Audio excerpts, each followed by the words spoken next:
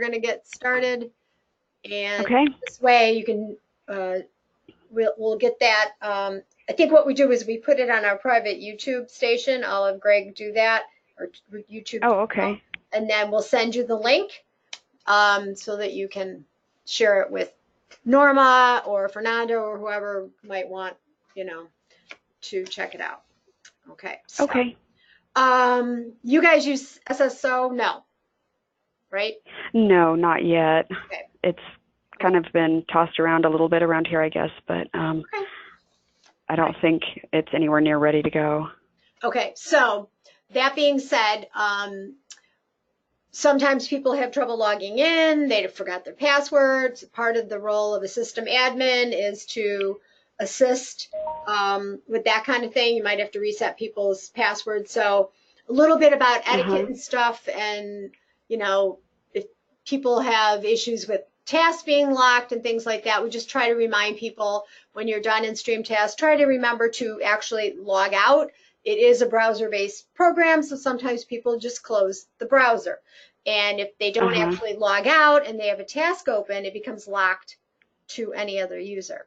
So, and either until the timeout period is up, or I'm going to show you some functionality where you as an admin can unlock a task, but Oh, that'll be great. there's a few caveats with that, because if Oh. somebody is actually in there and you unlock it and then somebody else gets in there, then they start stepping on each other's toes. So it has to be used with caution. Oh, okay. You know what I mean? It has to be used Uh-huh. with caution, but it is uh, something that can be done now. And I know it sometimes it's been somebody left a task open, they leave for the day, and somebody else needs to get in there and edit, and they can't. And so now a system admin can have the power to unlock the task and let somebody else get in there. So I'm going to show you how that works. If I was able to get into your system, I would have had a task locked, so you can Oh, actually okay. see it. But that's all right. Well, we So can do that. We can get to the server if you need to. That's fine. yeah, that's all right. It's I can show you where it is and all that, and you can play around with it another time.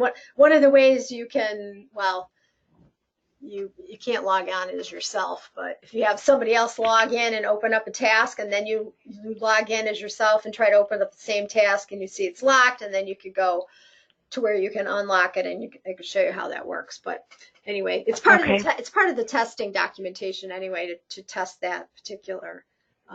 Well, maybe it's not, because you already had that functionality, but anyway, I'll explain it to you. But as a system admin, you have the ability to reset passwords. So if people contact you and they say, I can't remember my password, it's been so long since I used the system. You come in, you find the user, and you hit this reset button. And I'm not going to do it now Hmm. because I don't want to reset this person's password, but you don't even have to save it. Automatically resets it. And I think I don't know if I had it on your agenda or not. The first When you reset it, or the first time a user logs in, their first time password is STPASS, all lowercase. So they would Okay. they would go to the login, put in their user ID.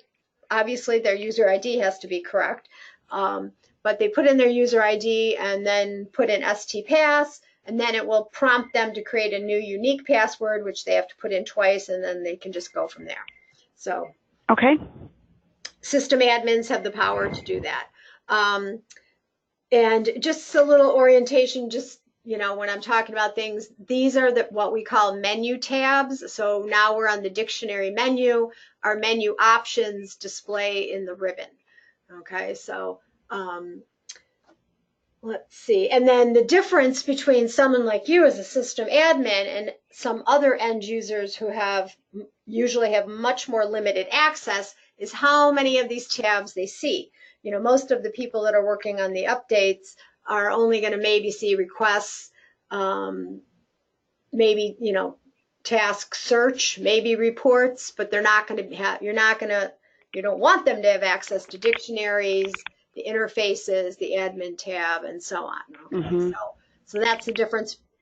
The roles control how much access they have to things within the system, and then what they can do in tasks. All right. On your admin tab here, You have a couple options. I see you put yourself as a support person, which is good. That means Mhm. if somebody does have an issue logging in or they get some kind of an error message that says contact your system admin, it's going to display your name, your phone number, and or email address that you've put in your user in the user dictionary, so they will know to contact you. Before Okay. it said contact array, and they would be calling us, which is okay, except we're not in the habit of resetting passwords for people we don't know. Maybe they shouldn't be in there. I don't Right. know. So now you can put in, the person that they're really supposed to contact. And we have customers that use a help desk, so they put that in there. They create a user for that and put the contact information so people do it that way. You do have a custom string available to you. You guys only have a live instance of StreamTask. If you had test and live, you could label them that way. And that shows up Mhm. on the login screen. And also when you click that about, this tells it would show up Uh-huh. underneath there. So it's not real important, but that's what that custom string is all about. Um, Okay. all right, so we have a couple of, and you're probably not, the lock manager, that's what I wanted to show you here. If someone has a task locked, they can't get into, it will display. It looks like the view version of a task where they can see the whole task, but it's not editable. They can't. There's no fields to click on, no editors that they can type in, and it says at the top, this task is currently locked by so and so. So if that Uh-huh. happens and a customer really or a user needs to get in there, if they contact you as a system admin, you can come in here on the admin tab and click on the lock manager. We have this big warning, you know, if you unlock a task, it could result in loss of data if somebody is actually in there working the task. The tasks Oh, are okay. locked for a reason. Even if you have multiple people assigned to a task, only one person can be in there editing at a time. And that's by design because you don't want people stepping Mhm. on each other's toes. So if this Right. happened and you come in here, it would give you a list of all the tasks that are currently locked. And if somebody said, I need to get into task, 2020, you look in here and say, oh yeah, so-and-so has that locked. It will have their phone number and the time that it was locked. You could contact them, call them, email them, whatever, say, are you in there? Or if you know for sure they've gone for the day, then you just, if it's okay, if you feel like it's safe to unlock the task, you click on it and then click unlock. That task is now unlocked, and anyone else who, only one at a time, but anybody else who wanted to get in there could now get in there and edit it. So we just want you Okay. to make sure you understand that if that person left it open and didn't save anything, or if they're really actually still in there, things could get a little wonky. But anyway, Uh-huh. hopefully this will help. We do have an auto refresh functionality that we added on the My Workgroup Unassigned, which you you guys are using StreamTask strictly for Paragon updates, right? It's like Right. it's not like you're using it for request management for maintenance or HR or anything like that. So, Uh-huh. for those Yep, just those type Paragon. of uses, they like to maybe have the My Workgroup Unassigned up on a screen where everybody in maintenance can see it, and they like it to be refreshed every 2 minutes or whatever, so Mhm. everything new gets added. And so anyway, if that's something that you can control yourself. So you would put in how many minutes there, but since you're not using it that way, you can just leave that blank. That is something you can control yourself. Okay. Okay. And just a reminder about roles. They do live in the admin tab, and this is really a checklist of everything a user can do or not do based on their role. So you're a system admin. If you click on that role, you can do everything except only edit tasks, you know, that are assigned to yourself or only assigned tasks to Right. yourself. So So right, that and we wouldn't wouldn't be limit checked. our No. sysadmins like that. Yeah. So, but somebody who's an end user, who's an assignee, they have less, Mhm. it controls which tabs they can see. I will tell you, and probably the way your things are set up, it's okay at this point because Bobby Mhm. was here when we switched to 3.2, and we added the fact that the priority field editing could be checked or unchecked, and by default, for every role except system admin, it is not checked. So if you have other roles where, for whatever reason it's not checked but it's probably okay because like I said, this was new a little while ago, but just in case that comes up somewhere, it's not a default except for system admins. Obviously, a role like do you have an auditor? Like if for whatever reason you guys need to prove that whatever you did, an auditor comes in, they can look, but they can't do anything. In other words, they can find things and they can look at them and review them, but this particular role does not have any ability to make any changes to anything, and that's what an auditor's role should be. So most of these are pre-built, and you can create new ones or edit them if you need to. But that's where the roles dictionary is hidden under the admin tab, so that other users who might have dictionary access don't have access to that. Okay. Okay. So just a little review about how, in terms of dictionaries, how things work.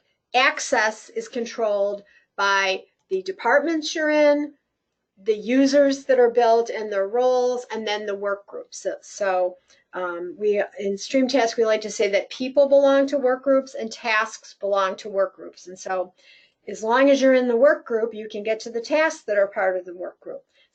If you have multiple work groups, there can be overlap. People like yourself who are system admins in StreamTask generally need to be part of every work group because you're doing different things in there to support those work groups in their use of StreamTask. But you only have one work group for your Paragon upgrade projects, so you don't really have to worry about that too much.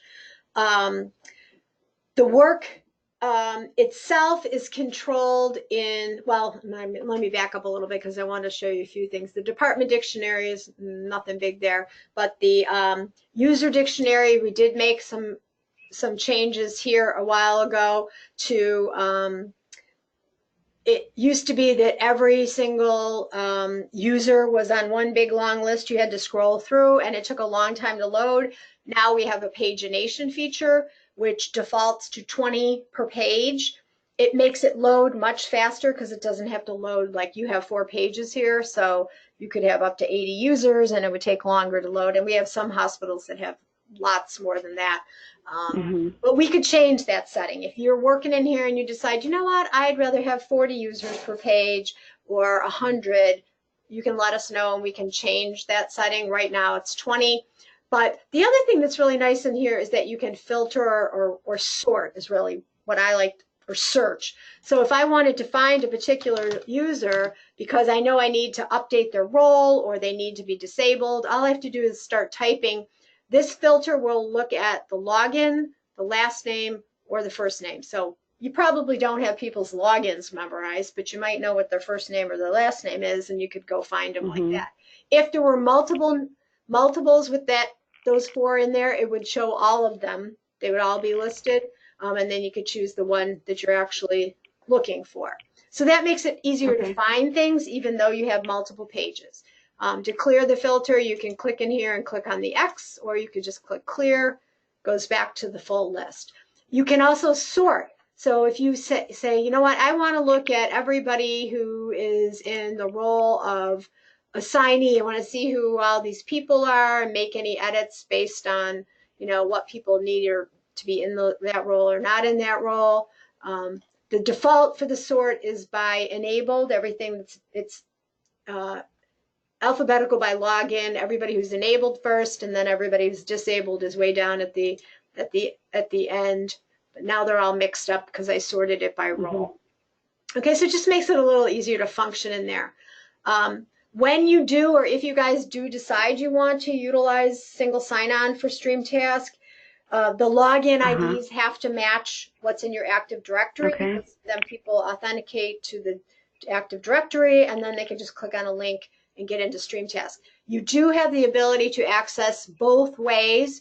If you have folks that need to access by logging in because they don't authenticate to the network for some reason, they work remotely, all you need to do for those users is check this little box, and then they can get in either way. All right. Oh, okay. That's something new. Before it used to be all or nothing, but we created this way to, it's a little bit different link, but they could still do it either way or both. Okay. Okay. All right. So let's see here. And then you have to pick the role here.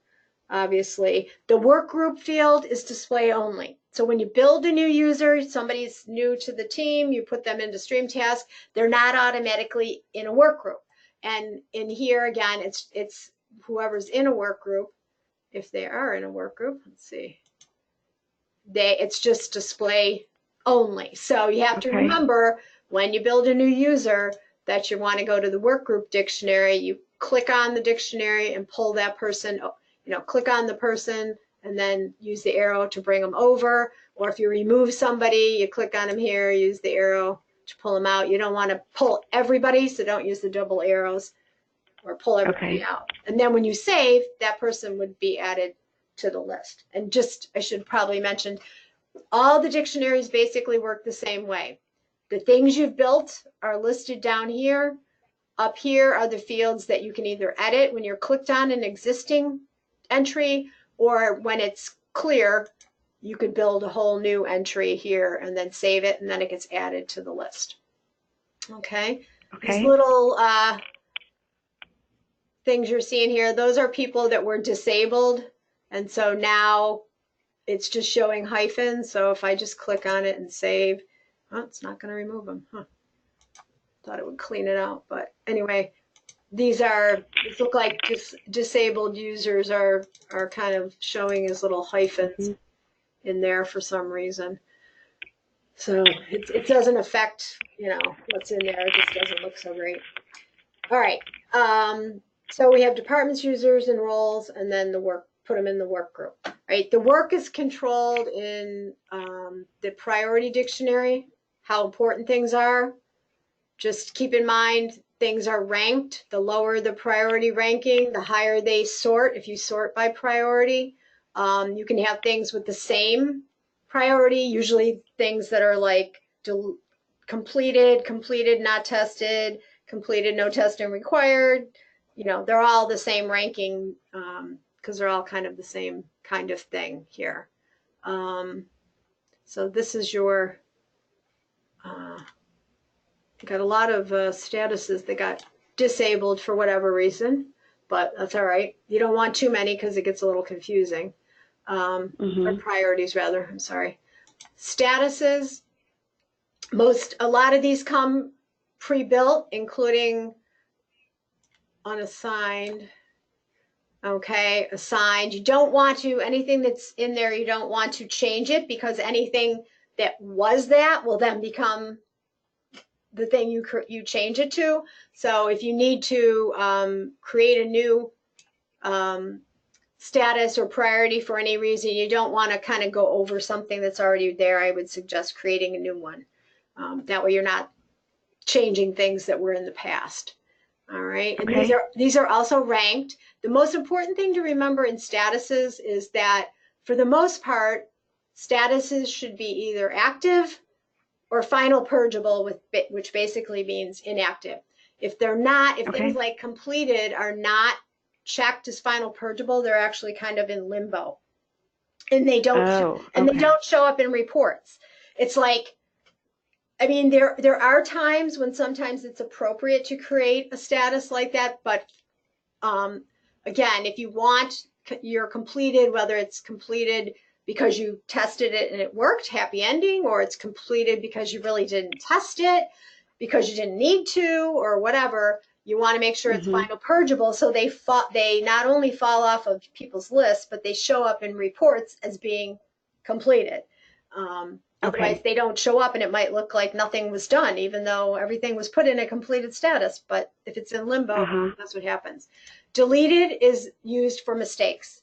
You brought something in, you converted a file twice by accident, got to get rid of one, or you converted a file or converted a module that you don't use, so you don't need it. So you go and find them and you delete them. Deleted is not only final purgeable, but then it won't show up in reports. because it's kind of reserved for mistakes, not for things that were Uh-huh. actually tested and completed as part of the process. Okay. Okay. So that's your statuses. Your task type are based basically on your modules or applications, whatever you call them. You guys are using the WI dot mnemonic, and which indicates that's a task type for a work item. And so you only have one work group, but that's all right. If you use another work group, then you won't get them mixed up with the task types.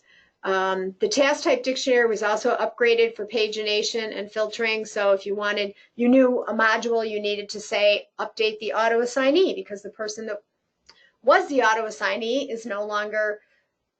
should no longer be the auto assignee. You've got to make changes. So you go and find whatever module it is. So if you're like, I want to find NPR, okay, you don't have NPR. I'm probably thinking Meditech stuff. But anyway, when you want to update the auto assignees, it's important to do this kind of maintenance before you start converting and getting your work items into the system, because if you convert this module as part of the file and it comes in auto assigned to Bobby Watts, you can't come in here and then change the auto assignee to Liz Alstead and expect it to change it in the tasks. This only gets applied during conversion. And if you decide it should be something different after you've converted, then you have to go and find the tasks and batch update the assignee. So keep that in mind. I'm seeing Bobby's name on a lot of things, so I'm guessing you may have to make some changes. I suggest you edit the auto assignees first before you go and start disabling assignees, because of this, like this here, I can tell that there was an auto assignee at one time, but that person was disabled probably. That's why there's a little dash.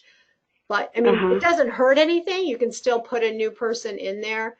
It just makes a little more sense to be able to find the people that should be no longer assigned to things and remove them, and then go and disable the users so that everything's nice and clean and neat from that point. You can also sort here. So if you want to find everything where Bobby's the auto assignee, if you sort by that field, and you might have to go to the next page or whatever, she's probably at the end because her last name's Watts, right?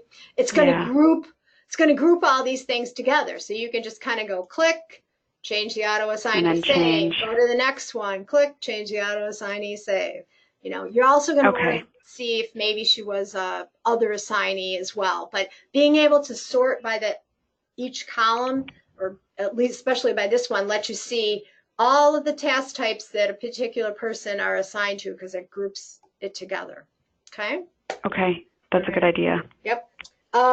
So if you need to build a new task type, again, you do that up here after everything's cleared. And we have this wonderful, you don't probably have to build new task types very often, but we have this wonderful copy feature where you can click on a task type and then you can go down here and hit copy. And then it will put a little window up, and you put in a new task type name, because you actually don't want the same task type name, but for all of your Paragon work items, it's probably going to have the same work group, the same default priority, the same custom region, and most things are going to be the same. You probably only have to change the assignee. You have to put a unique name and then change the assignee, but it saves you a lot of time. So if for some reason Paragon or Allscripts adds additional Paragon modules that you need, you don't have to, do every single thing individually to build it. And actually, it makes more sense just to copy the setup you've already got, just give it a unique name and make sure it has the right assignee on it. Okay? Okay. All right. I don't know if you guys even have canned text. Yeah, you got canned text that says enhancement. That's interesting. So that probably doesn't get used too much, because you can in the Paragon world anyway, they label things as enhancements or corrections. Custom region, That's your queries, custom queries. So you have a custom region that you guys use that has lots of different queries in it on different things that you want to make sure people check off or indicate, whether it's a go live prep thing, a dictionary change, and so on and so forth. I should probably go and look for a task. If I can find one. Well, I guess, you know what, I think she did load some things. So let's see if we can find, I don't want a bunch of things. What I was going to show you was, I don't know if she made a change. And I don't have access. Or you don't have access. Why can't you? I wonder if you're not in the work group. Uh-oh. What I was going to. Oh, yeah, I might not be. All right. So.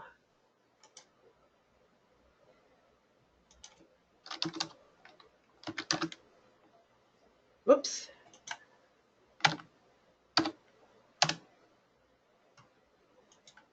No, you're not in the work group. Look at that. Oh, okay. All right. So I'll let you put yourself in the work group there. So. Okay. Let's see here. So all you should have to do is click on this, and then Yep. my name, bump me over, and save. All right. Very good. Now, if you go back to if we go back to the search, everything should still be there. Now let's open that task up again. There we go. That looks better. All right. Yes, much. Well, why don't you flip to the go up to the progress tab on the left there, and see if you remember. Oh, progress right there. When you open up a task, then you get these tabs on the left, and they're kind of like sections or of the task itself. Everything at the top remains the same. So all of these custom queries that you all built, or Bobby probably built them. There's no URL. You guys don't have a URL to go to the website. Interesting. Okay, so this should go to Allscripts website, like any associated work items or whatever? Yeah, well, if the way that they do it would be for you to log into their website and open up I don't know if they call it a task or a service order or whatever. I'm not sure or do they call it a work item? Because there's a field here for a work item. That's kind of confusing. I'd probably look up that number. Yeah. But what I'm saying is a lot of custom regions have a URL. It's a custom region, but it's a URL link to the website. So you don't have to leave the task. It just opens up a new tab in the browser, goes to the website, you log in, you can open up a service order or whatever they call it, and then you could come back here and put that service order number in that field here, so that you know for this particular task, when it was tested, there was an issue and you opened a service order and that's what it was. And that's all searchable. And then of course they're all searchable. So I'm sure that, all these yes or no questions are things that people want to go and find. Okay, I need to find all the work items that we tested where we have to do go live prep. Can go and find them by searching on that custom field on the search page. Or if you want to know every task where we opened up a service order, you could use the wildcard in that custom field and search for every work item or task in the project where you opened up a service order, that kind of thing. But what I was going to say was, if you feel a need, the team, whoever, to make changes to this custom region, you can. If you want to add a URL to Allscripts, it depends on what your policies and procedures are. In some hospitals, they don't want the end users opening up service orders. They're supposed to contact, a project manager or something like that. They open up service orders. So it depends, again, on how things go. But I think it just makes it so much easier if they can just click on the URL, go in, create the service order or the work item or task or whatever they call it, and then plug that number right in here in the task, so they're all connected. It doesn't mean that someone else who they want to do that can't do it themselves too, but anyway, Okay. we can definitely make changes if some of these fields don't ever get used, or the label doesn't make sense now, or for whatever reason, we can always make changes. It looks like she had a question about whether it was reviewed. I'm not sure exactly what the process is, and if like department managers or people like that come in and like go through the tasks and weed out things and get rid of things ahead of time before the end users get in there or not. Um, Again, everybody has a different process about how they go about um, doing these things. And you've been at a couple different hospitals, so I'm probably telling you something you already know. But one thing to keep in That's mind. okay. I forget things, so especially Well, after not working with it for a while. well, and in terms of process, I mean, it's up to the facility themselves. Who do you want to Mhm. be able to do things? How, when is it appropriate to put something in a particular status? That kind of Mhm.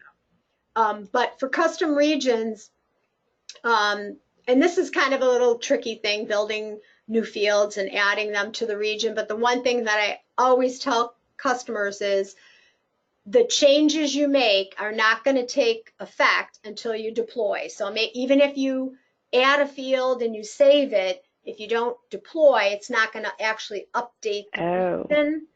So, but what you're saying is, I already have this region called Go Live Prep, okay, that we create, and we have all these things in there. If I decide to remove one of these fields, or I decide to add a new custom field to this region and I save, that's great.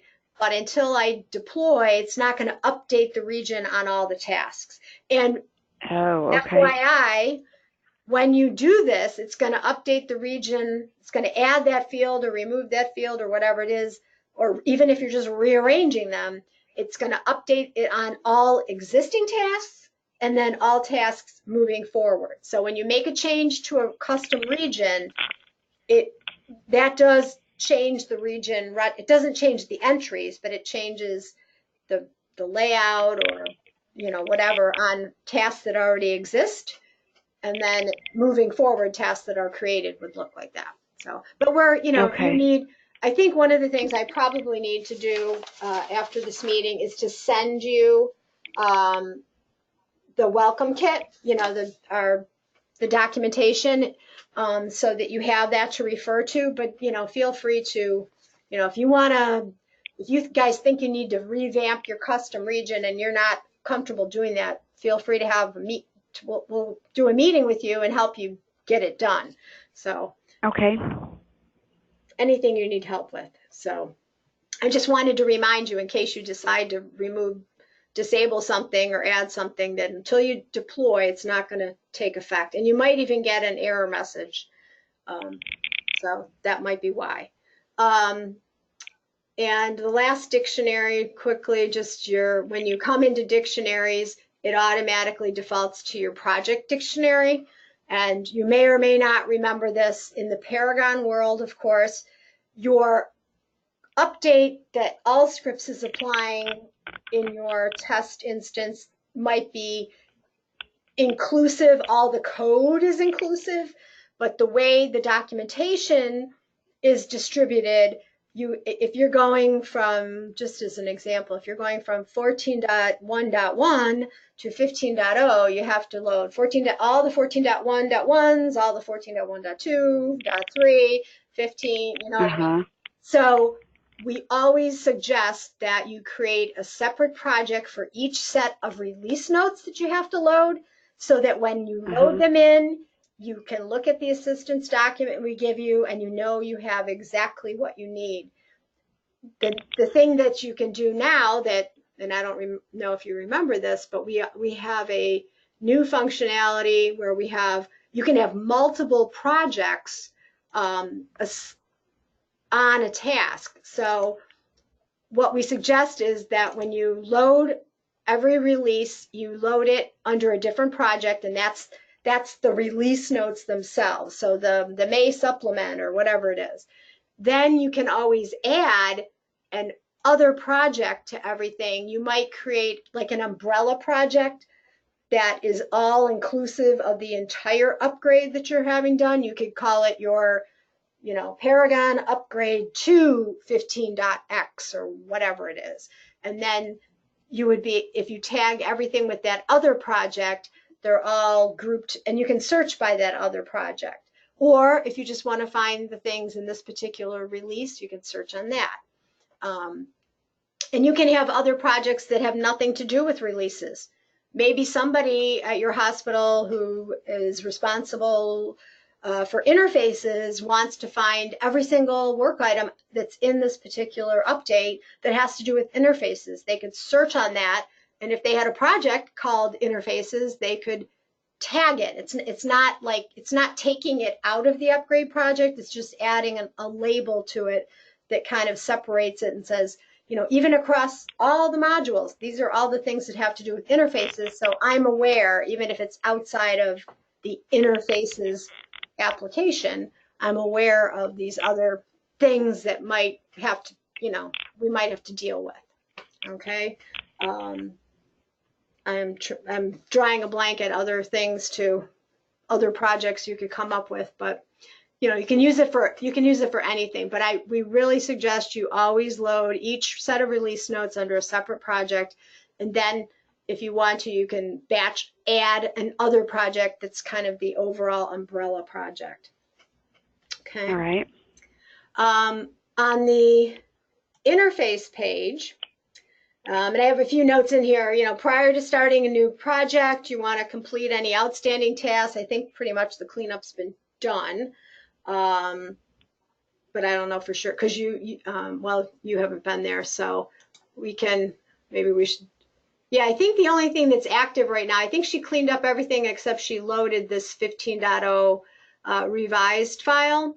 So anything else in the list that I sent you that you're going to need to get from where you're at to where you're going, you're not going to have to load that because she already did. So. Okay. But you're gonna I was wondering about that because I was like, wow, this 15 stuff, it's here already. Do I not need to do anything? Yeah, I guess not. Okay. Remember, there's more than just 15. This is 15.0, but then you got 15.0 CU1. Okay, so we'll have to do both of those then. Yes, and then you might have to do some of those priority releases, which are like patches, and then there's the whole thing about the documentation is different and it's kind of crazy, but no matter what it is, you can get it into StreamTask and we're here to help you figure that out. So don't worry about that. But again, before you start a new project, the big thing that you're going to have to do, I think, is the dictionary maintenance. Make sure all the task types have the correct auto assignees, and then make sure your user dictionary gets cleaned up. You disable people that are no longer there. You build new users if you need to, and add them to the work group, that kind of stuff.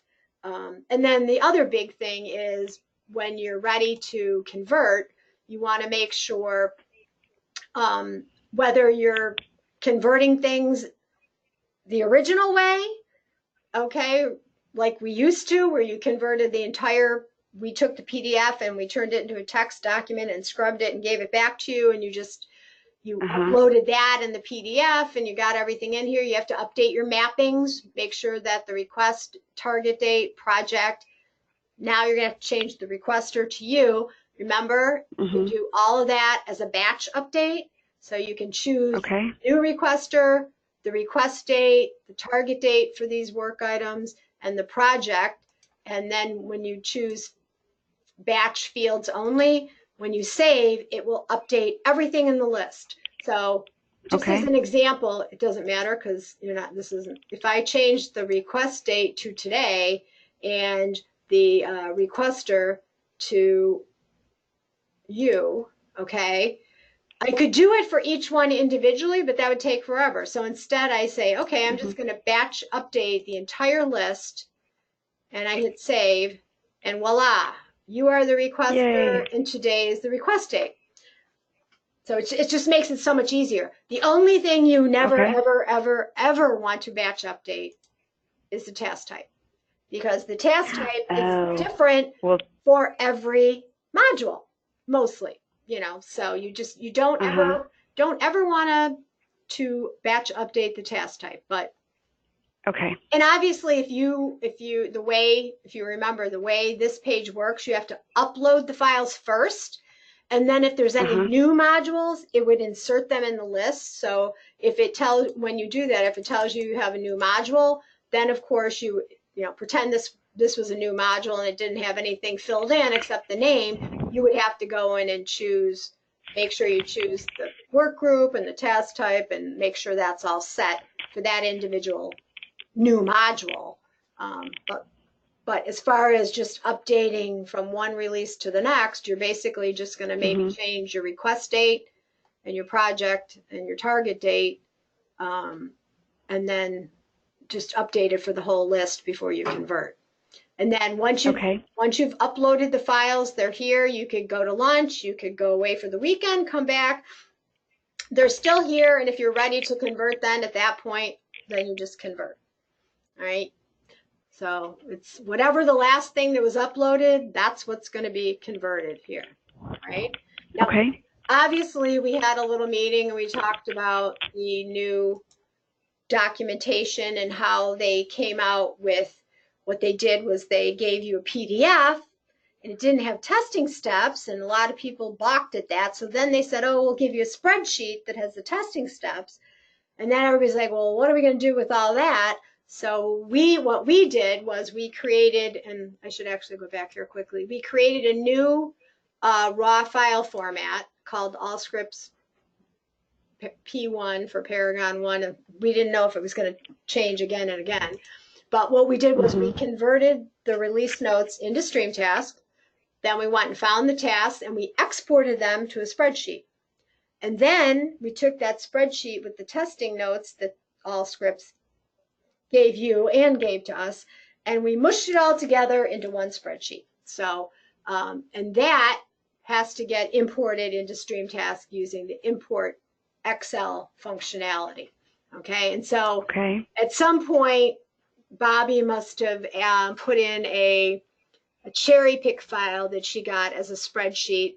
And Mhm. what you do is you build a template that says which columns are going into which fields, and then for the rest of it, what default values you're going to use. So you're basically Mhm. mapping it just like you do on the regular update documentation page, and then you browse for the spreadsheet and you convert it. The one caveat, if you remember, um, I think I told you when we had a meeting when I was kind of showing you what we've done.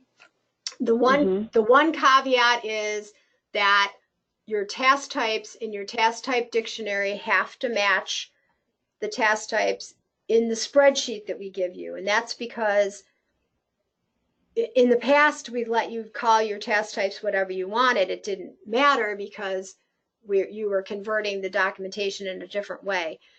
For importing with the spreadsheet, they have to match or it's going to reject them.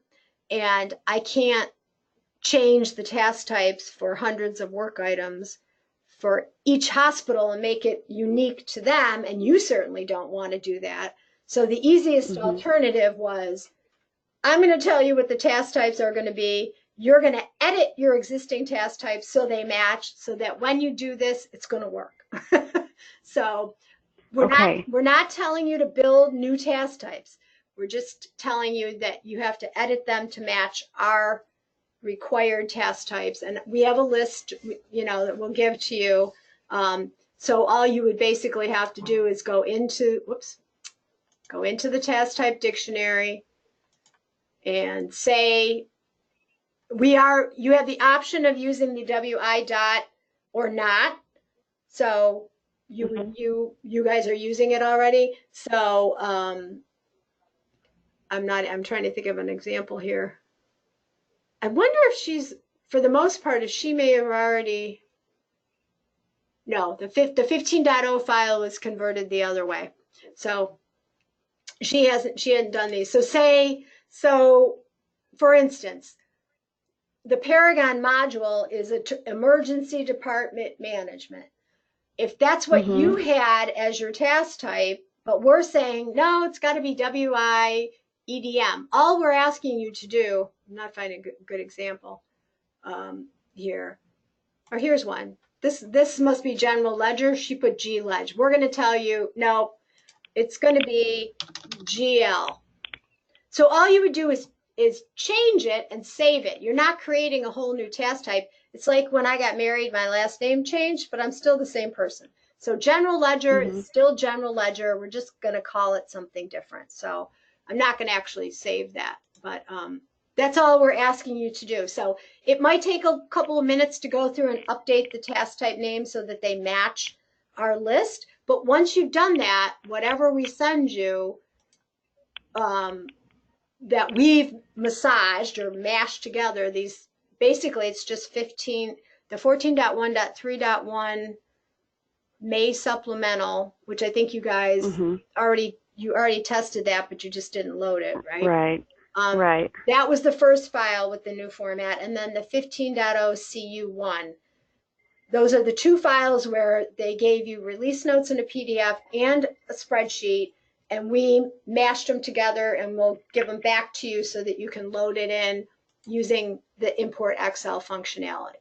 Again, we're not, we realize this is new for people, so we're happy to meet with you, help you build the template, you get your task types updated, we can help you get it imported, and it's not as hard as it might sound like it is. If you have to load those priority releases, those are only coming to you as a spreadsheet.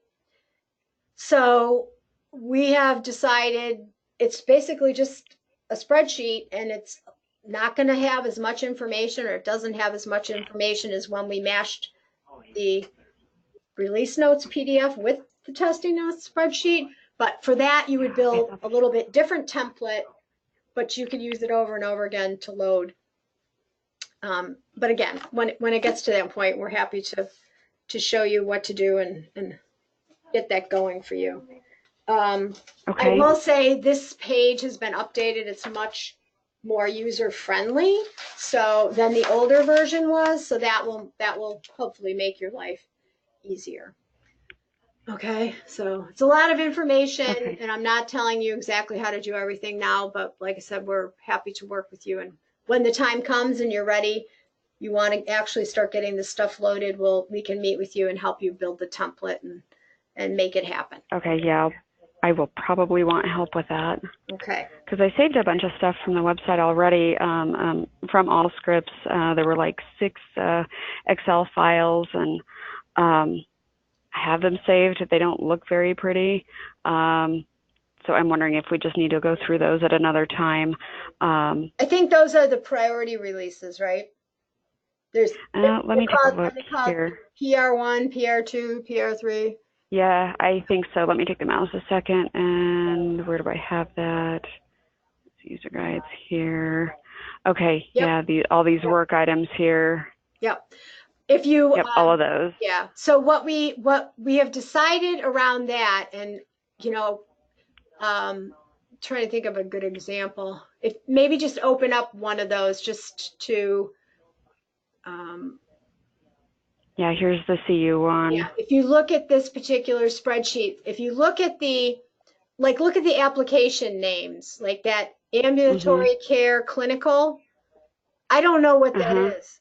I am not going to guess, is it ambulatory care EHR, or is it ambulatory? I mean, because ambulatory care / clinical, as far as I know, is not an actual Paragon module name like you would have normally seen in the PDF files. Does that make sense?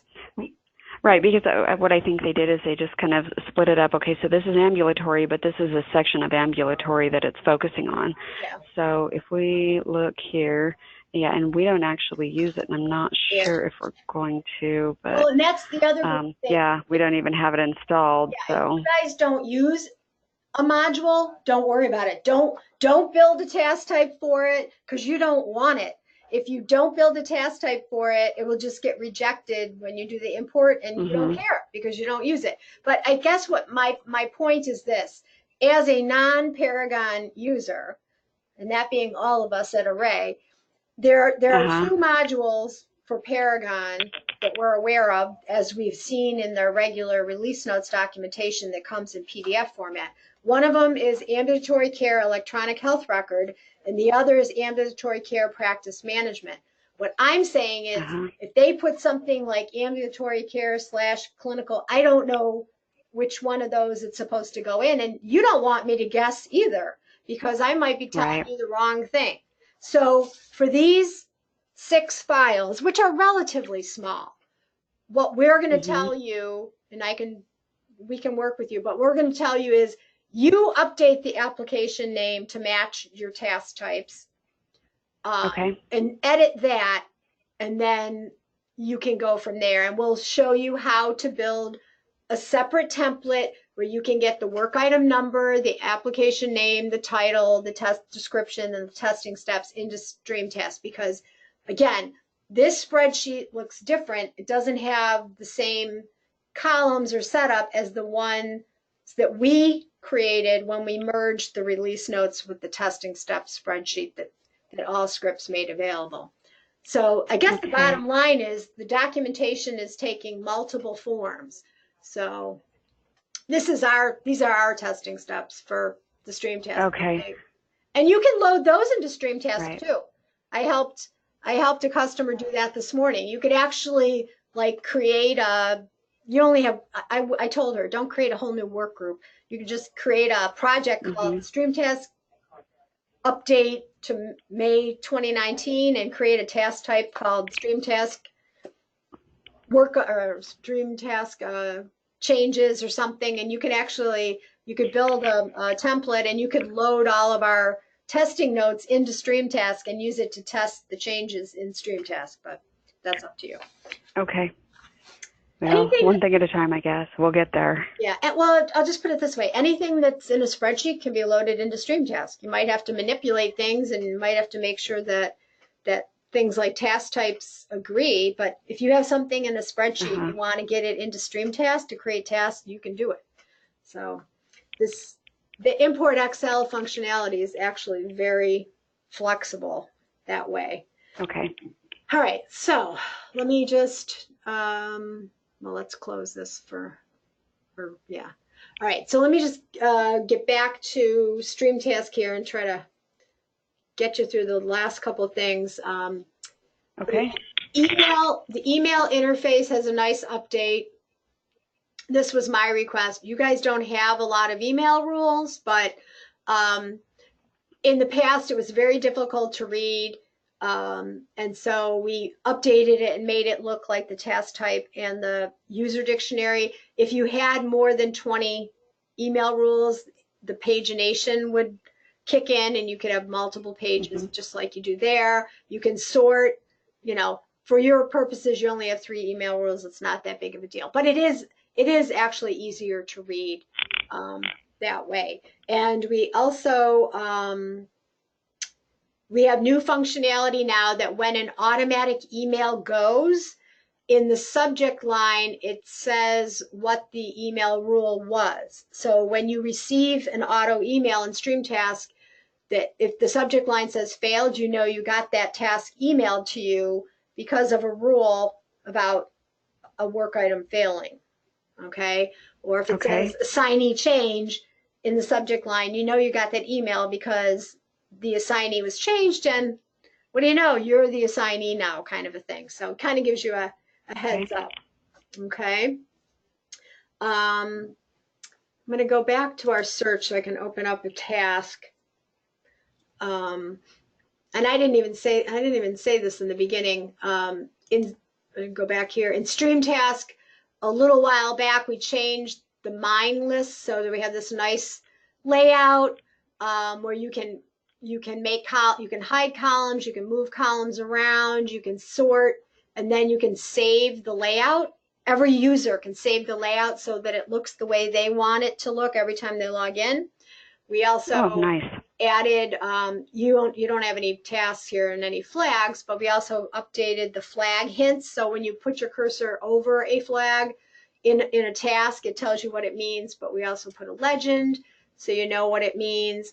We also have functionality that we could turn on for you where we had this request from a hospital. They use it for everything, not just Meditech updates, but also all their request management. And they didn't like the fact that, say, a task is new to your list and it has a red flag on it. You open it up, you review the task, you close it, but you don't actually make any changes and save it. The flag didn't go away. And that they were like, well, I know I looked at this. Why is the flag still there?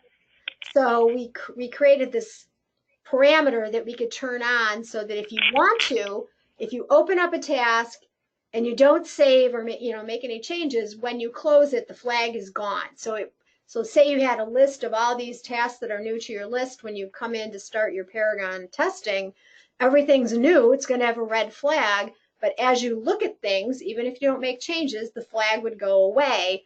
So when you look at your list, oh, I've already reviewed all these first 20 things because the flag is gone, and then you just start. So anyway, I'm just telling you, it's something you guys might be interested in utilizing, but you don't have to. And if you want to, we can turn it on. And again, it just means that when you open up a task, even if you don't make a change, when you leave the task, the flag will go away, so you're not thinking you haven't looked at it yet. Okay. Okay. All right, so I wanted to get back to actually looking at a task itself. Just a reminder, when you open up a task, you're in edit mode. If you flip it to view mode, you can see everything in the whole task in one place. This is what you want to print if you have to print a task. This is what a locked task looks like, and then it says up here who has it locked. If you then need to make an edit, you flip back to edit, and then you can fill in the fields, all that kind of stuff. If you need to send an ad hoc email, meaning not based on a rule, say you need help, want to ask a question, want to send it to somebody as an FYI, you click email, you find that person in the email dictionary or in the list here, pull their name and email over, you can put a comment, click email, it sends them the task with a comment asking the question or whatever it is, the reason you wanted to send it to them. Okay. Okay. Reports. We've made some changes to some reports, updated some things. I'm not going to go into all the details for that, but just to remind you, when you create a report, and this is your go-to report. When you load a new set of release notes, you're going to want to come in here. You're going to want to look for that project that you just loaded. Where is it? This is the one that Bobby loaded for you, I think. Mm-hmm. You can do the precision now out to at least 3 decimal places. It lists, so you'd say, okay, I loaded this file. I can look through here and make sure I have all the tasks that I need based on the modules that we use. And then as testing goes on, things get completed. It shows how many completed, what percentage completed. You can save the report. Over here, you'd go to save report, you get it a name, give it a name, and then you don't have to put the criteria in every time you run it. And then to get to it, you go to saved. You do have a saved report. Every time you want to run it now, you just execute it, and you can see it's constantly being updated. And then like I said, you want to load everything individually. You probably don't need to save the report for everything individually. Then when you get them all loaded and you put them all in that other project, like the umbrella project, then you can run this report on the other project and you'll see all the detail or all the work items you have in total for the entire upgrade project. So even though you have to load like 3 different release files or whatever, you don't care necessarily that in the long run that there's 10 CCS in this one and 5 in another and 100 in another. You want to know how many you have total. So when you run that report, you have the option of running it on the project that's the primary or the other or either. So once you've added that other project, you could run it on the other project and get everything all in one place. And then if you save that, then you know exactly where you're at for the whole process. Again, it's confusing because you've got separate sets of release notes that you have to add, you have to load and test just to make sure you test all the changes included in the code. All right. Okay. You know, you've probably done searching before, all the standard fields you can search on, custom fields, search strings, by date, so on and so forth. Active tasks are the default. If you want something that's in a final purgeable status, you have to make sure you check that box. Okay. When you run a search, the format you saved on your, or even if you didn't save it, whatever the format is on your mine list is what comes here. And then from here is when you, like, say you forgot to update the auto assignee on a particular module. So then you converted, they're assigned to the wrong person, you can find them, and then you can go to batch, and then you can universally update all these tasks and say, oh, I got the wrong assignee. It's not supposed to be Bobby, it's supposed to be Liz or whatever, and then select all or a few, whatever it makes sense, and then save, and then it will update the auto assignee, but I'm not going to do that. Okay.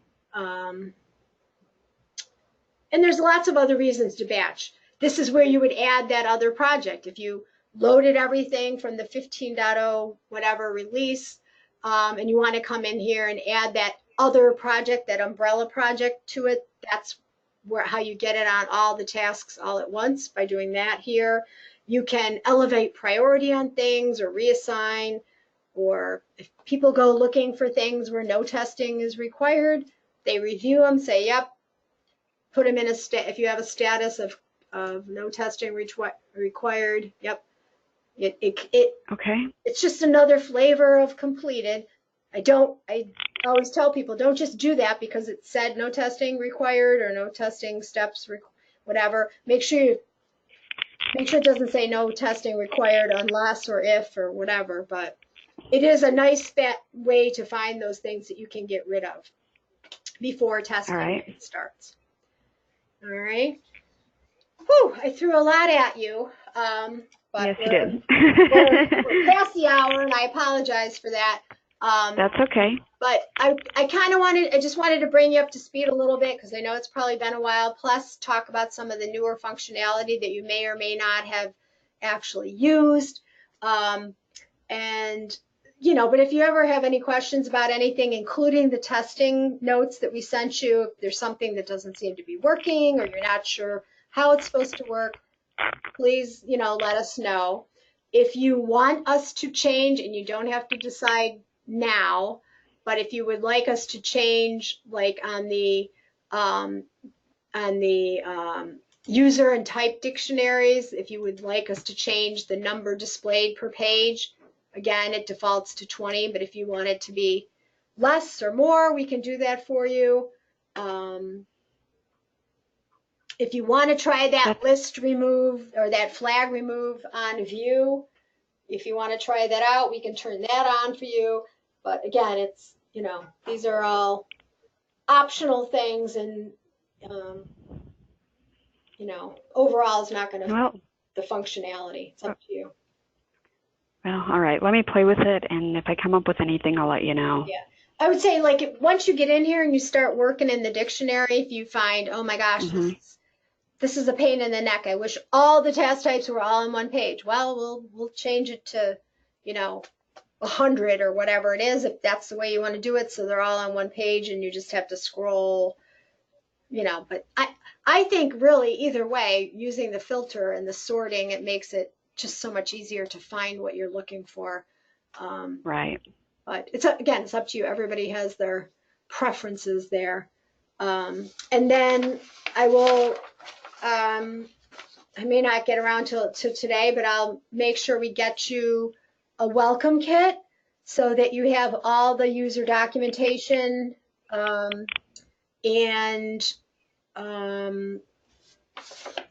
I think, I can't remember off the top of my head what your timeline is for your update. I know you sent me a tentative timeline, but when the time is right and you want help with building the templates and converting the files and whatever, we're happy to meet with you and help you, step you through that.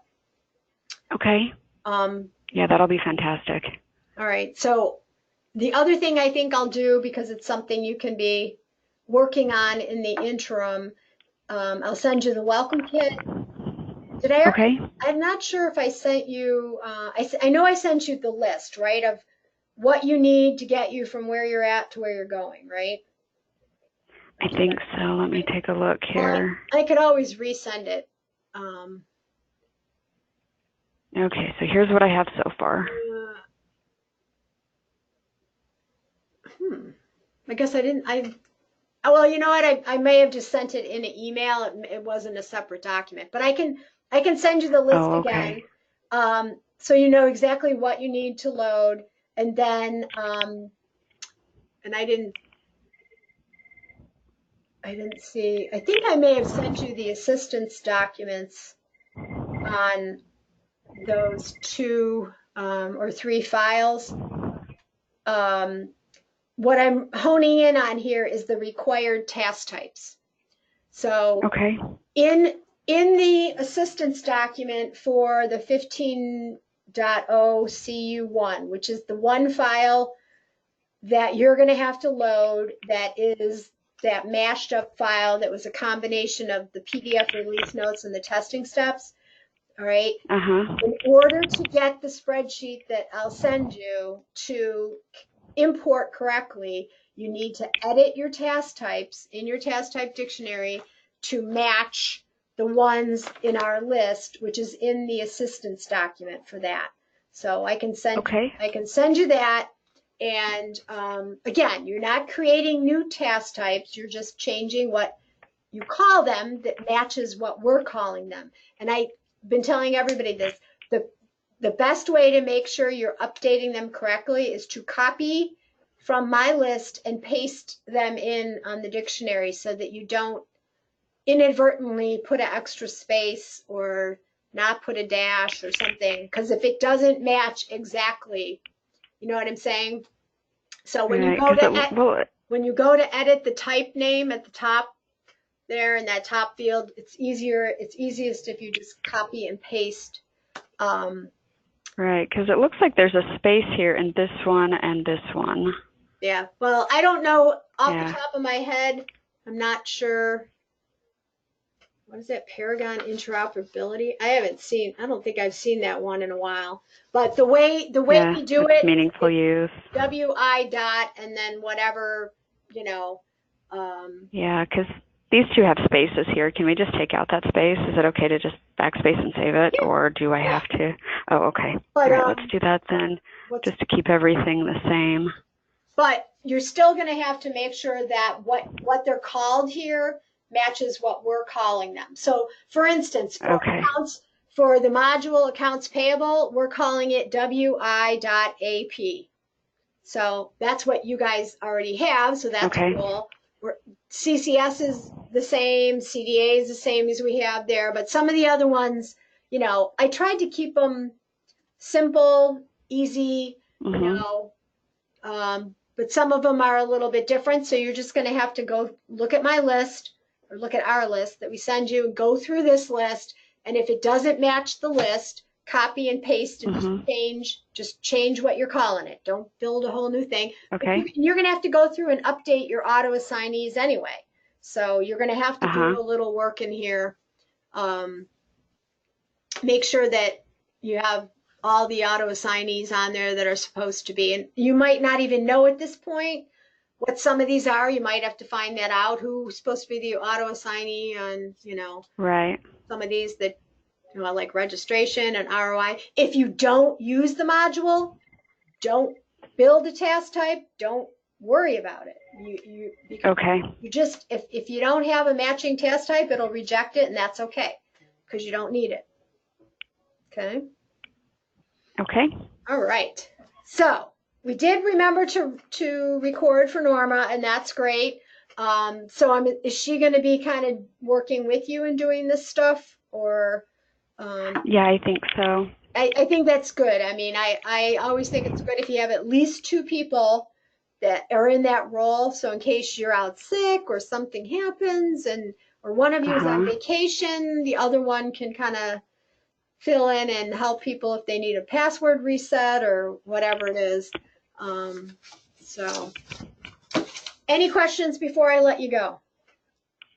I can't think of anything offhand. I mean, questions for later. Okay, yeah, feel free to. Like, yeah, actually, putting together a version that can be uploaded.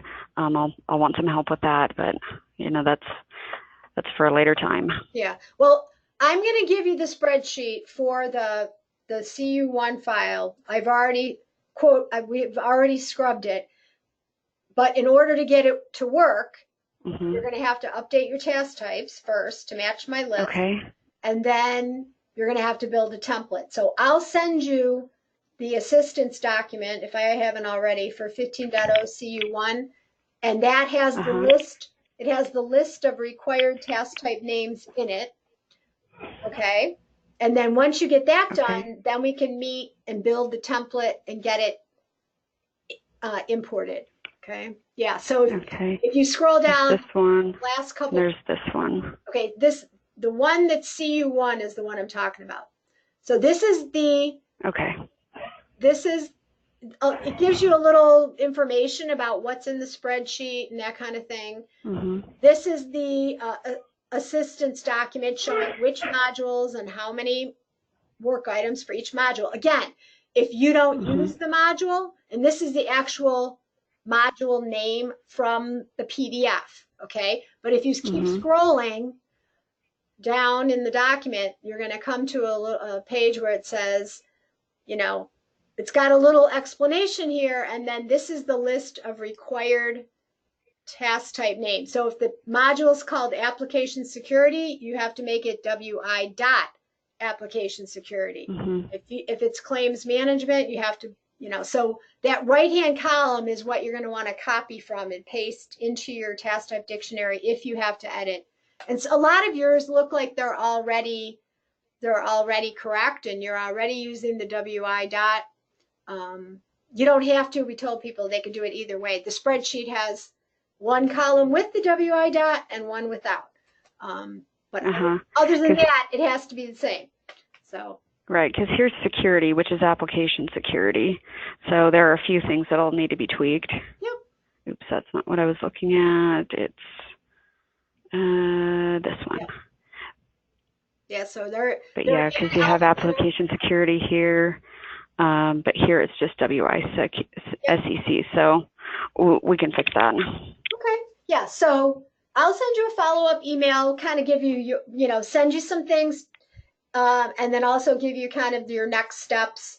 And then, like I said, when you're ready, we're happy to schedule a meeting and step you through building the template and getting that file imported. And same with the PR files. They're a little bit different. So we're going to have to build a different template, and you're going to have to edit the module names or the task types on the spreadsheet itself. But again, I'm happy to show you how to make it work. And it's really, they're relatively small files. And I'll help you build a template and show you how to get those in there. So it's just, we're all kind of learning a new process here with the changes they're making. And things might change again. We don't know. It's not the first time we've seen this happen with a company where they make, changes to the documentation. And we have to kind of, adapt. Well, yeah, we have to adapt. We have to come up here at Array. We have to come up with a new raw file format or something else to help. But we just keep trying to tell customers, just because the documentation changed doesn't mean you can't load it into StreamTask. We're still, and the other piece is the documentation doesn't look like it used to, and there's nothing we can do about that. It may not include everything that you guys are used to, but it is what it is. I've got a question for you, and you may not know the answer about this. Way back,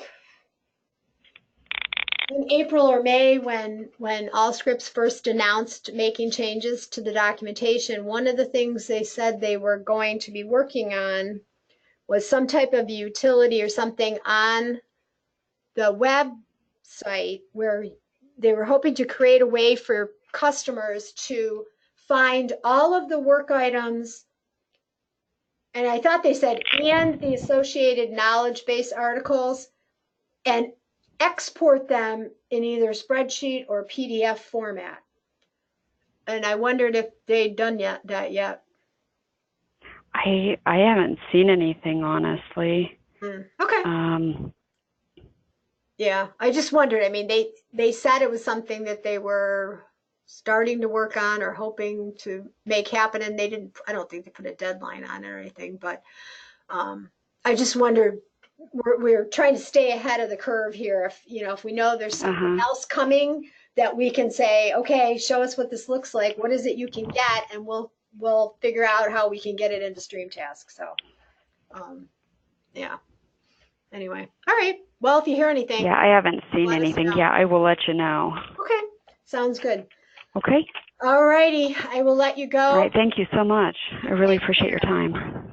Oh, no